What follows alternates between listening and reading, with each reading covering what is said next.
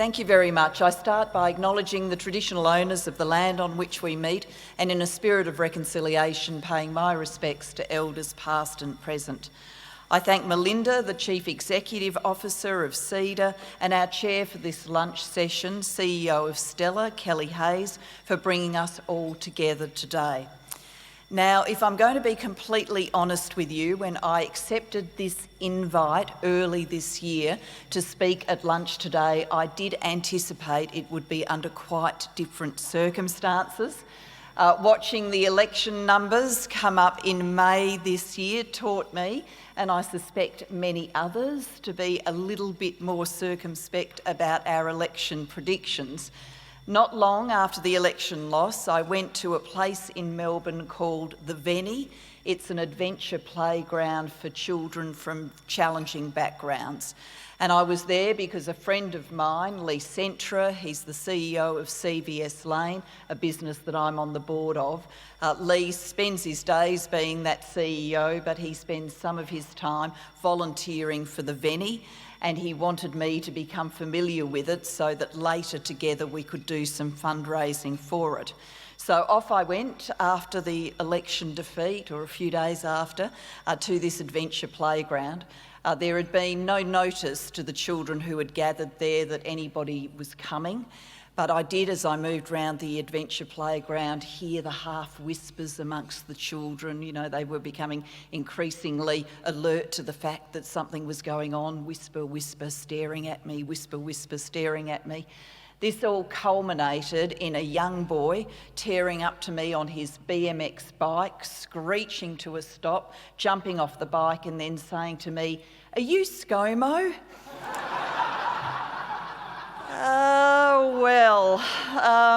Kind of adorable, kind of hilarious, kind of heart-stopping, all in the one moment. So, for clarity, for this group, I am not ScoMo, I assure you, but I am chair of Beyond Blue, and today I want to talk to you about the nation's reform agenda for mental health.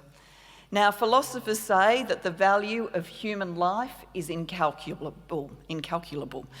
Romantics believe each of us is priceless, even irreplaceable. But economists, and I'm sure there are plenty here today, economists would probably say that we've got an inflated view of our own importance. Instead, the economist might calculate that a statistical life based on a willingness to pay the estimated value of reductions in the risk of physical harm values each of us at $4.5 million. Or perhaps an economist would prefer the method that estimates the value society places on reducing the risk of premature death by saving one statistical life year. Based on this calculation, a year of life is worth $195,000. Putting a price tag on human life might appear insensitive, but it is also practical, some would say necessary, and it has been done for centuries by businesses, governments, public authorities, courts and insurers. Could we ever put a dollar figure on the value of a happy life?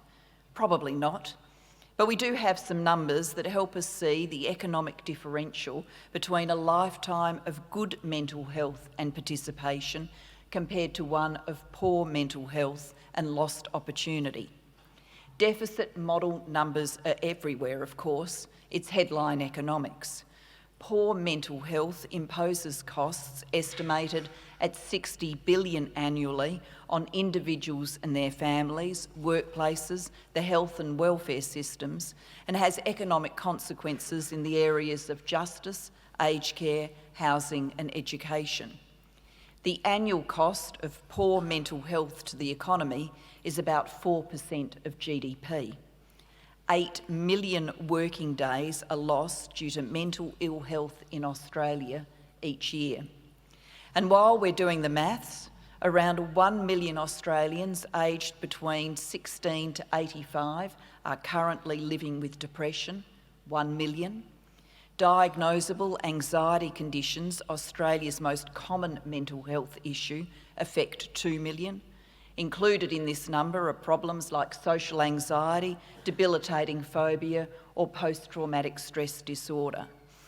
1 in 5 Australian workers will experience a mental health condition in any 12-month period. But we also have some benefit numbers. Very recent modelling by Deakin Health Economics, commissioned by the National Mental Health Commission, shows investment in mental health prevention initiatives yields substantial positive returns. The study looked at 10 interventions with lifespans of 3 to 11 years, targeting workplaces, e-health for anxiety disorders in young people, depression in new mothers, and loneliness in seniors. 9 of these interventions produced positive returns on investment, with savings in productivity and healthcare costs estimated at an almost $290 million overall. KPMG's 2018 Investing to Save report, commissioned by Mental Health Australia, found investing $50 million in prevention and early intervention priorities could achieve $442 million in long-term savings to the national economy. These are numbers we should all get behind. At Beyond Blue, we are certainly motivated by them. Prevention and early intervention are our watchwords. We seek to prevent the onset or development of common conditions such as anxiety and depression through literacy and skills building, tackling stigma and discrimination so people seek help, and incubating new early intervention options. We offer expert and peer-led 24-hour support, advice and information, and receive over 14 million contacts annually via our website, apps, social media and phone services. We fund research to build evidence for better support and treatment, design new initiatives and low-intensity service models that are free and, importantly, are easy to access. Then we aim to get them funded and scaled up for national delivery to the places where people work, live and learn.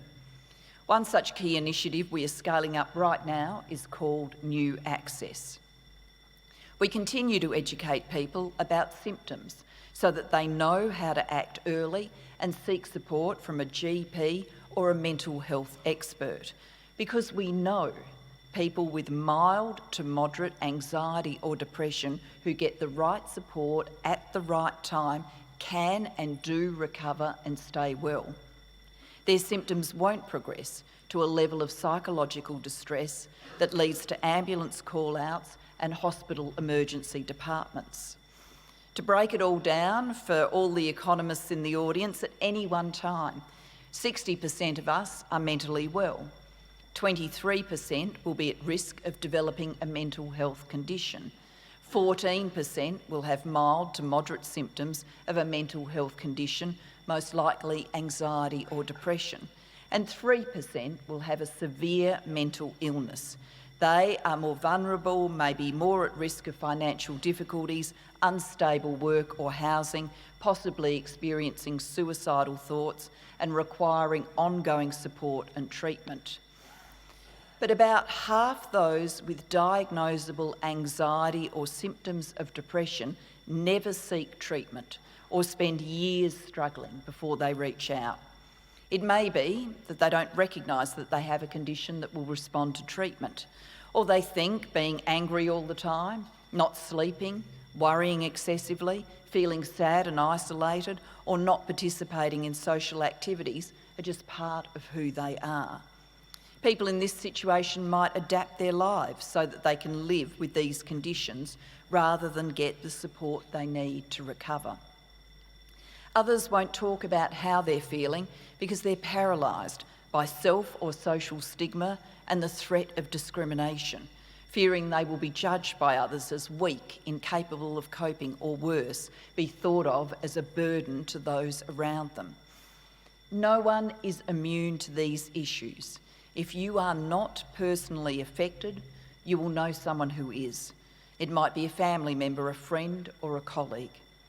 For this audience, I want to particularly stress the benefits of prevention and early intervention at work. A mentally healthy workplace supports its 1 in 5 people who will be affected by a mental health issue in any given year, especially when they are not coping. Their careers will not be jeopardised. They won't be shunted off to special projects. Instead, there are conversations about flexibility and reasonable adjustments to keep them connected and at work. Or if it's necessary, encouragement to take the time they need to recover. This makes good business sense. PwC research shows that creating mentally healthy workplaces can result in an average return on investment of $2.30 for every dollar spent. But when depression and anxiety go unrecognised, they remain untreated and can become disabling. In fact, depression is now the leading cause of disability worldwide. The World Health Organization predicts that by 2030, depression will be the largest contributor to the global burden of disease. And of course, it is one of the known risk factors for suicide. Some more numbers, and these are distressing. In 2017, 3,128 Australians took their own lives, more than double the national road toll. More than 8 Australians die by suicide on average each day, 6 of them men. Suicide is the leading cause of premature death in Australia, and it is on the rise in young people, especially in our Aboriginal and Torres Strait Islander communities.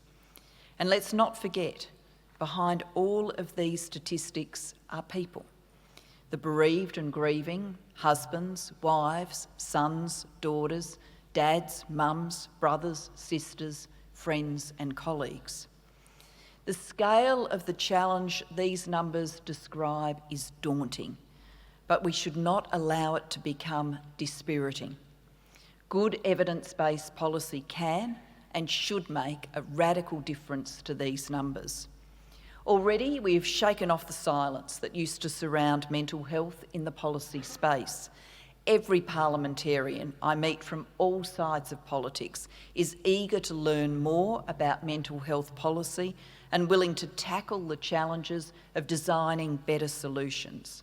Already much is happening. At Beyond Blue, we are grateful for the significant investment the Commonwealth has been prepared to make in BU, which aims to strengthen mental health literacy, resilience, self-care and help-seeking within school communities and early childhood settings.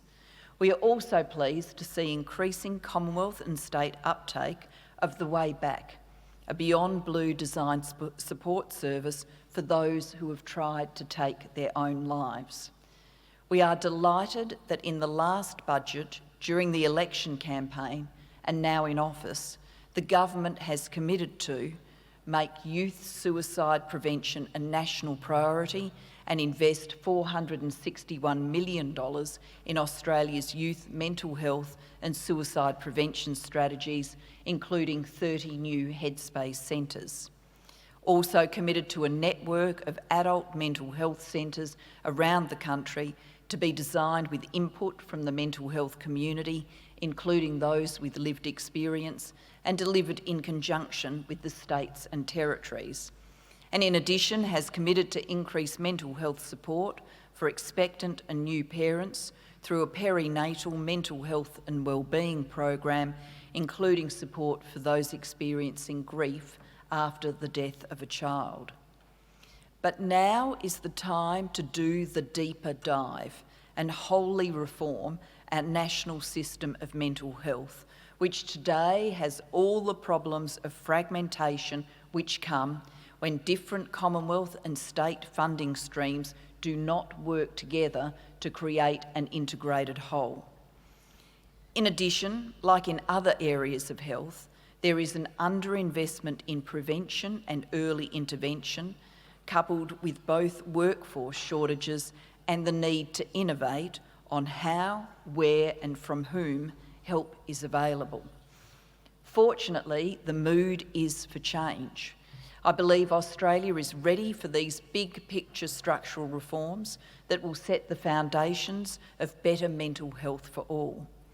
To this end, the federal government's commitment to a system that takes an equally well approach to physical and mental health is welcomed. And there is considerable hope and expectation that the contemporaneous Productivity Commission inquiry and Victorian Royal Commission will work together and reach integrated, complementary recommendations that lay the foundations for the system and supports that people need. In Victoria, Premier Daniel Andrews has said he will accept all findings of the Royal Commission into the Victorian mental health system, which is due to file an interim report by November. Nationally, the Productivity Commission's sweeping inquiry into mental health has a mandate to examine every corner and every level of government and all factors that influence our mental health, resilience, connectedness and opportunities to live contributing lives. Prime Minister Scott Morrison nominated mental health and suicide prevention services as a key priority for his government and set zero suicide as its goal. In July, he appointed National Mental Health Commission Chief Executive Christine Morgan to be his suicide prevention advisor, an important first.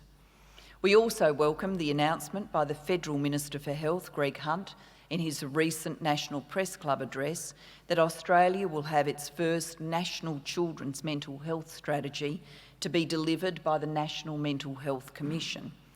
And we welcome too his re-establishment of the National Survey of Mental Health and Wellbeing.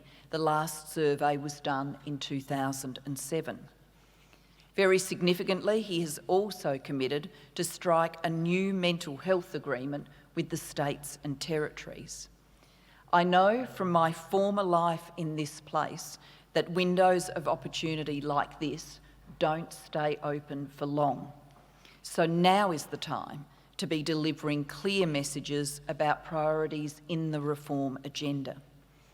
At this stage of the discussion, I want to highlight the following three headline points. First, we need to design the system around people, not build a new system and then hope they will come. Consider a farmer who finds himself increasingly thinking about suicide as he shoots starving stock on a drought-ravaged run, or a female city office worker who has the same kind of thoughts during what she had hoped would be the happiest time of her life following the birth of her first child. From a clinician's point of view, both individuals would be in a similar state. But we all know that the best way to get help to these individuals is very different. We can learn a great deal by genuinely listening to people as they tell us what they need. Then, in rolling out tailored supports, we must overcome the inequity between the prevalence of mental health conditions and provision of services. We require more e-health and telehealth initiatives to reach out to regional, rural and remote regions where access to support is often patchy or non-existent. Second, there is the need for more low-intensity or community care options to expand prevention and early intervention before the intensity of a hospital emergency department is required. It is unsurprising that this is a problem given the federal government generally funds primary care and state governments administer our public hospitals, leaving no clarity about who should be doing what in the space in between. Let me give you an example of what we are missing. We would have a much better system if people in suicidal crisis who do not have life-threatening injuries could be diverted from a hospital emergency department when appropriate. Instead, with expanded community-based care options, ambulance services could have alternative destinations such as clinically supervised programs and safe spaces staffed 24 hours a day by non-clinical employees and peers who have the empathy, time and training to support people in psychological crisis. Third, we must think differently about workforce and equally value clinical and non-clinical or psychosocial services that are easily accessed and appropriately funded.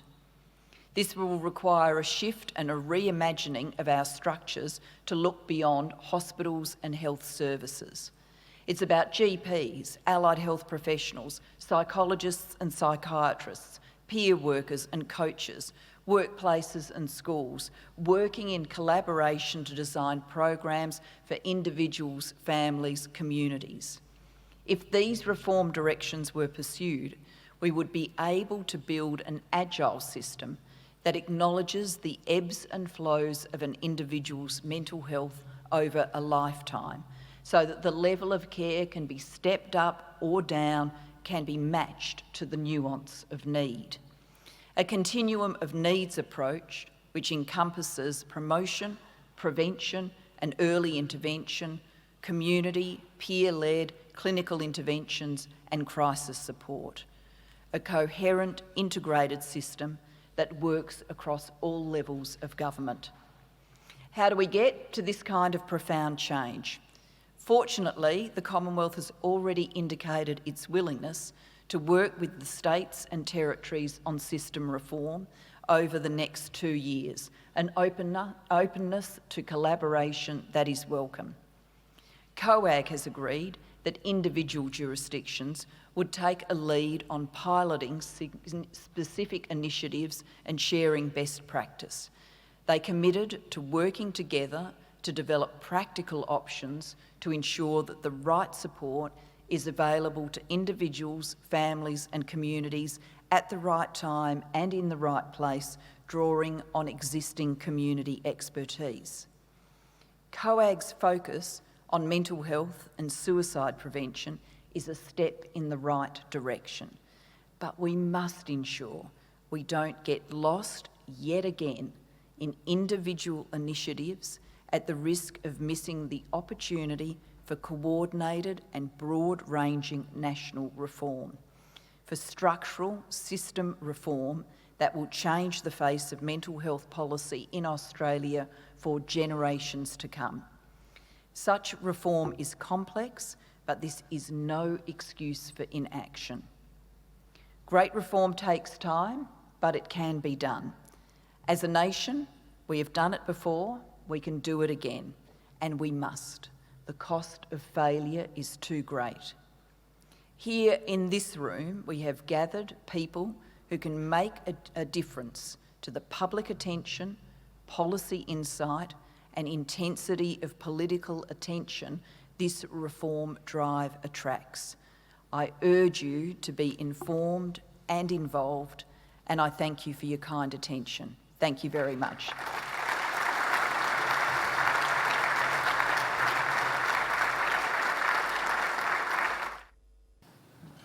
Kelly, I am noticing that a very delicious looking dessert is coming round, so can I say to people, please feel free to eat it while we're doing this.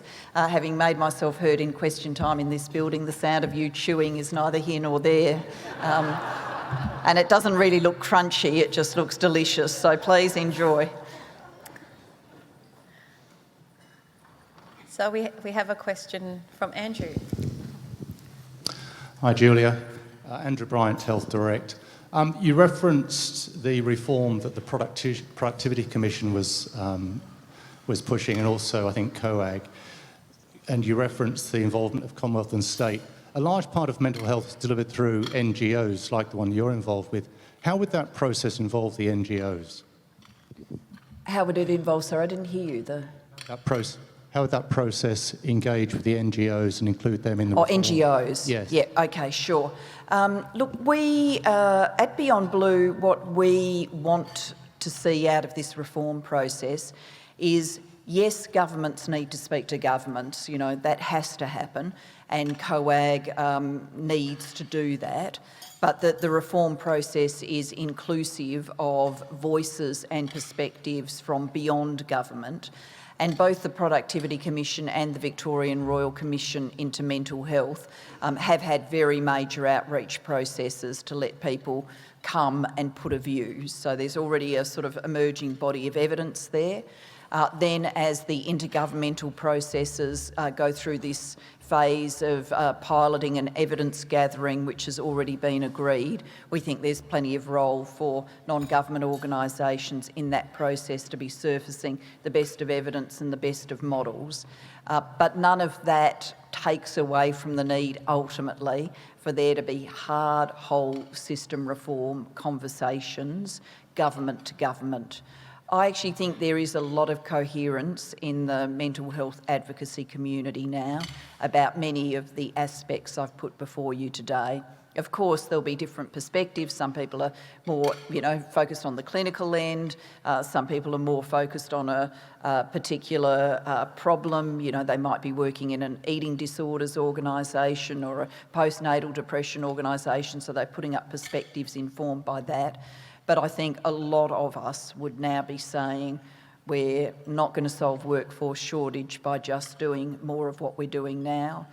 We're not going to solve the whole problems with the system without looking at this missing middle between primary care and emergency departments.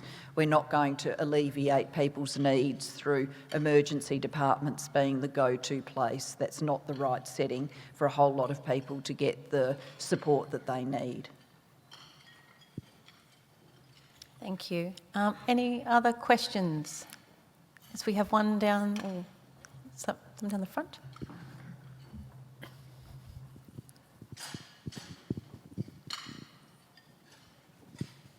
Hi, it's Melinda, for those of you who can't see me down here. I'm going to grab the mic while I can.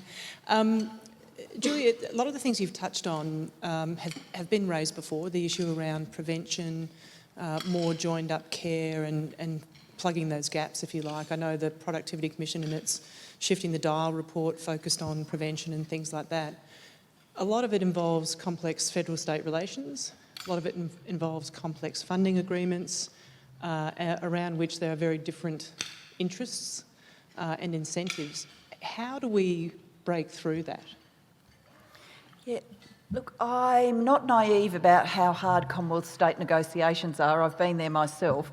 But I do think that when there's a will, there's a way, and increasingly we're seeing the will for profound change in mental health. I think we've got to that stage now where there's clear community demand, and that has happened quite quickly, really, in the cycle of politics. I was Shadow Minister for Health in the 2004 election, and that was the first election campaign that either side of politics put out a mental health policy during the campaign. So, we've gone from there to one of the features, I think, of the most recent election campaign was that mental health was quite routinely mentioned as political parties went about making their policy announcements. So I think, the political class is responding to the community's demand for change. The first way that people respond to that is by looking for, what can be done immediately. So we've seen a major expansion of headspace centres, the adult centres, all very good things. beyondblue being funded to do BU in schools, all very good things. But now we've got to get to the next stage, and the next stage is the system reform. And for the Prime Minister and Premiers and Chief Ministers to have made it a major item of discussion at COAG, I think is telling us there's a will. But that doesn't mean that there won't be small p politics. I don't think there's going to be huge big P politics, but small p politics in the sector as we work our way through the reforms. But my hope is that there's enough goodwill around the outcomes to get us through some of those complex discussions about, funding, efficiency, trade-offs, all of those. Thank you. We have another question here. Hi, Julie, it's Pradeep here. In your remarks, you touched on workplaces and a lot of business people in the room today, and I wonder if you could elaborate a little bit about what mental health in the workplace looks like, ranging from kind of programmatic solutions to leadership and culture? Sure, I'm very happy to talk about that. There are figures available which show that when people are asked how important is physical safety to you in the workplace, people overwhelmingly say, yes, it's important to me. And then they're asked, how well is your employer doing on your physical occupational health and safety? And overwhelmingly people say their employer's doing a pretty good job. When you put the same question on mental health, actually more people say mental health is important to them in the workplace, and far less say that their employer is doing a very good job. So there's a gap here between a growing desire amongst working people and what employers are doing. We have a program we call Heads Up, which is working with employers. It's got toolkits and a systematic way of looking at your business, diagnosing how you're doing it now and how you can do it better. But to try and boil it down, one thing would be stigma reduction to make it possible for people to have a conversation around their mental health, to make it possible for people to go to their line managers and superiors and talk about problems that they might be experiencing without worrying that that's going to prejudice them for the rest of their career. A lot of that comes down to managers being prepared, CEOs being prepared to talk about their own mental health, and we've seen some huge examples of that. The Victorian Police Commissioner, for example, has been very open that he needed to take some time away, and that then creates a culture that it's okay. If the big boss can say it, then I can say it too. And then it's really about thinking through workplace design in a way that actually is good for productivity, but also good for mental health. So, are there peak periods that are spirit crushing and beyond, sort of human ability to deal with? Are those, everybody gets peak periods at work, but do you get the other side for some rest and recovery? Or is it always at a level which is, sustained beyond people's ability to do it and live a healthy life? Connectedness culture is something that gets raised a lot. Just because we can look at our workplace emails 24/7 doesn't mean that we should. And if there's an expectation people are answering them at 2 a.m, then the whole thing's gone too far. And too many workplaces are like that. So, reasonable work demands. Not all stress is bad stress. Stress can mean that we perform at our peak, but it also needs to be met with periods of recovery, and not all workplaces enable people to do that. Thank you. Another question over here. Julia, thanks for sharing your thoughts with us today. Over this way. Sorry. Sorry, you're like the voice of God then. I didn't know where you were coming from. Definitely not that. It might have been an 11th commandment. Who knew? Take you to a place that you know well too, in education. And I'm thinking some of the conversations we had this morning about what our community might look like in 2029. Could you share some thoughts you have about early intervention, early and prevention, particularly for primary school education, and where some of the opportunities might lie in that space for us to tackle some of these issues? Yeah, we think there's a huge opportunity in supporting teachers to better understand mental health issues and early warning signs, having the confidence to deal with them, and also understanding where referrals should go to. So the disturbing statistic here is, of the most profound mental health disorders people can get, they tend to manifest between the ages of 14 and the mid-20s. So it will often be a high school teacher that first notices something wrong. And then more broadly, looking not just at the most profound mental health problems, but more broadly, the numbers are that 1 in 7 children have some form of difficulty. So that's a lot. Now, all that can be a behavioural thing, an anxiety thing, a depression.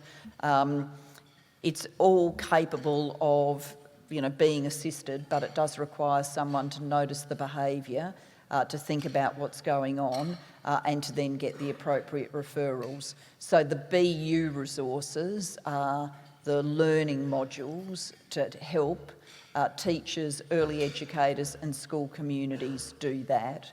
There's also material in there to help teach resilience, and I think schools are getting more thoughtful about, resilience behaviours, mindfulness, anti-bullying behaviours, to enable young people to emerge from their formative years with strategies to cope when they inevitably encounter stresses and strains in life. But there's a lot we still don't know about, what it is to be a child and a young person today. Circumstances have changed quite quickly with the online environment, the social media environment. There's more and more research coming online about what that means as children develop, and I think, as that comes through, then we'll be using that to iterate and inform BU as well. And I know a lot of parents really worry about that, how much screen time is too much screen time, how much social media engagement is too much social media engagement. These are questions we're really only just starting to get researched answers to. Thank you. Any more questions from the floor? I've got one here from the app, which I might ask. The question that's come through is, you've mentioned how precious windows of alignment are for real reform. And so do you see that alignment and real prospect for reform elsewhere in addition to mental health? Well, really, mental health is the focus I've got in Australia at the moment, and I try and confine myself to not getting in the middle of the political debate generally. So for other potentials for major reform, I'll leave that to the people who are currently running around this building doing important things. But I, having seen many Commonwealth state reform agendas come and go, you do get that sort of intuitive sense about when the moment is right for big change, and I genuinely think in mental health the moment is right for big change. Fantastic. Any other questions from the floor? Yes, we have one up here. Oh, I got the microphone. Actually, sorry. I'm Caroline Curtin from Health Direct Australia. Julia, just looking at our neighbours across the ditch and what they're talking about in terms of a happiness index. We had a good conversation on a panel this morning talking about how there's a bit more to life than perhaps just economic growth. Is there an opportunity to talk more broadly about how other issues impact mental health? Yes, I think there is, and we at Beyond Blue spend a lot of time thinking about the social determinants that are behind the backdrop, the setting in which people work, live, play, and which feed into their mental health.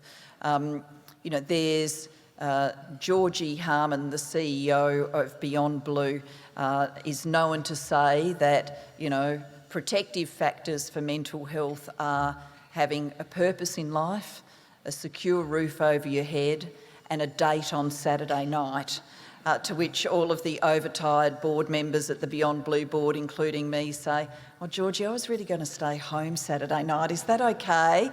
And she's not trying to force us out to restaurants or whatever on Saturday night. She's making a point about community connectedness.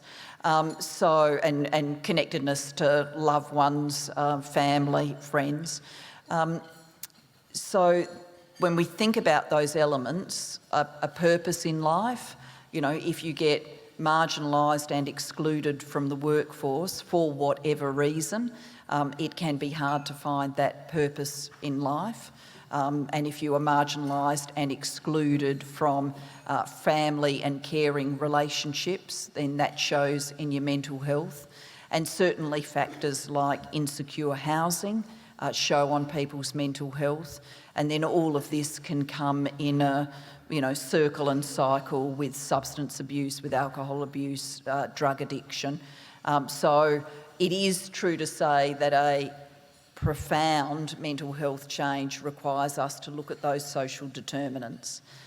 But I'm also, having come from, the practical school of politics, well aware that you can't run into a federal minister's office and say, can you fix the job market? Can you fix housing? Can you fix loneliness? Can you fix this? Can you fix that? And while you're doing it, can you restructure the mental health service and support system?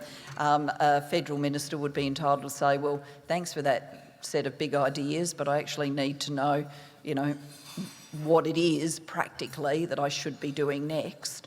And we think there's a moment now, practically, to be doing restructuring of mental health services and supports. That will then inevitably start to take us into this broader space of how does what we're doing for mental health relate to housing? How does it relate to people who are most at risk of exclusion from the job market, and those sorts of questions? We have time for one last question.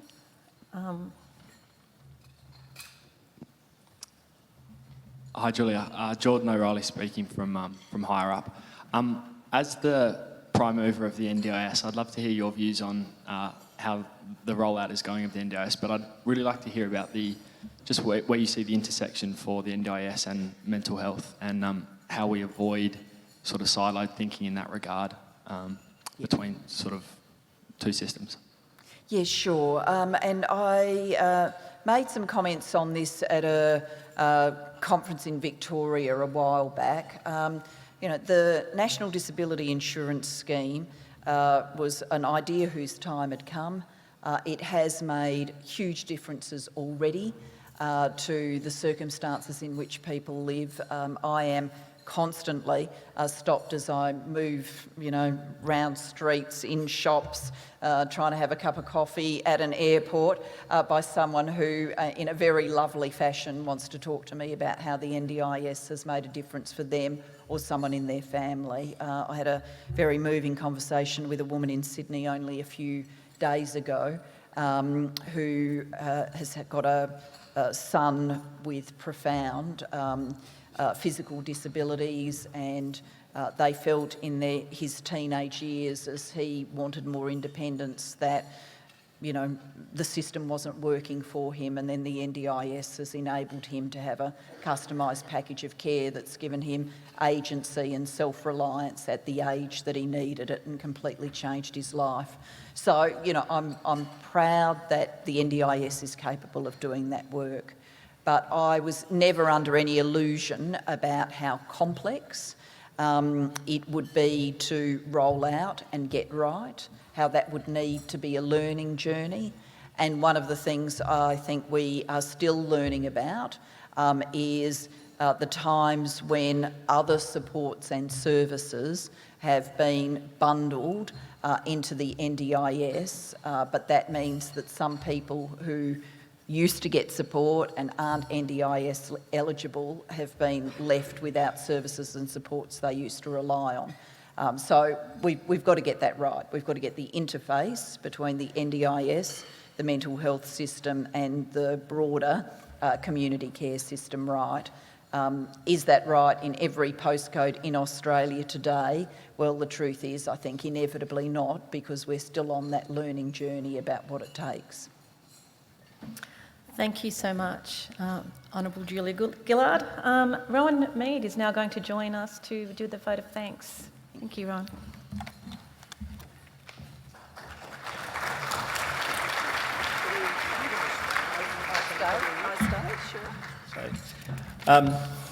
Thank you. My name's Rowan Mead. I'm the CEO of Australian Unity, and I have a goodly amount of interest in the work that we've heard described today that Julia is taking on in our particular set of activities. But it's not for me today to talk about that. It's my positive duty on all of our behalves to offer thanks to Julia. And I'm not going to attempt some sort of inelegant redux, because I think what we were valuably exposed to today was a limpidly clear, entirely resonant, and I think persuasive submission and call to arms for people in this room and other rooms about reform that puts a person at the centre of care in relation to mental health. And I'd also like to call out and thank you, Julia, for not just your address today, but also your example more broadly. I think, noting where we are, I think you might fairly observe in Australia that too often a political career is one with no afterlife. But you, I think, have constructed a post-political career that spans community, the academy and business, and a welcome and very valuable ongoing contribution. So I feel entirely empowered, I think, by the sense in this room to thank you on both those fronts, Julia, for your ongoing and continuing involvement in community life and for your address today. Thank you. Thank you very much.